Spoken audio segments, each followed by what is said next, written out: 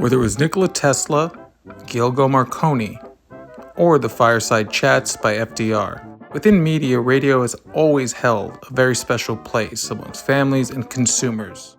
With the advent of new technologies, media is always trying to keep up with the race. And look no further than companies like the Gas Digital Network, which is looking to make its own mark on this space. He was doing so good. Nothing I'm doing works. Woo!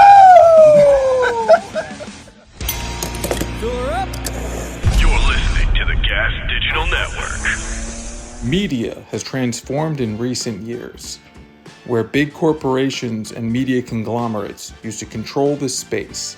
Now all you need is a microphone and high-speed internet in order to have your voice, whether it's news, politics, sports, or entertainment. The user is now the one in control. Here's Ralph Sutton of Gas Digital about his entrance into podcasting. Jay, my co-host, had said to me to do a podcast with him. I host Shiprocked, this rock and roll cruise. He asked me to do it with him one year. I said in a very douchey way, podcasting is for people that can't do radio.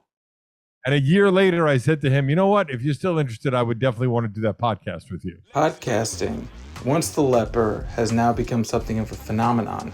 Whether it's news, entertainment, sports, politics, pop culture, it doesn't matter. I was embarrassed to say podcast initially because I felt it was so mom and pop. It was so some dude in his mother's basement. The connotation was I couldn't make it in radio, so I'm doing a podcast. So why podcasts as opposed to traditional radio? I think that the old school people that had to pay their dues are just jealous now that they don't have to do it, because you could just go right from your house, right from your apartment and just start doing it. That's how I started, right in my apartment, and just doing a podcast and doing Zoom calls.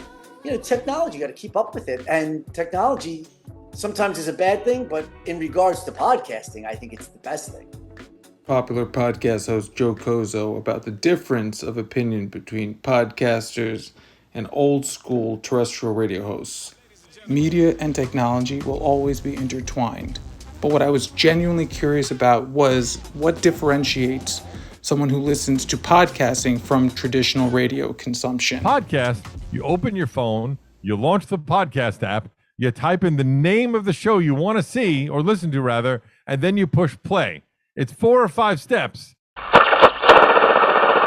Terrestrial radio, you have the higher ups and you have to be told what you can and can't say, as opposed to, say, podcasts. I have free reign on exactly what I want to do.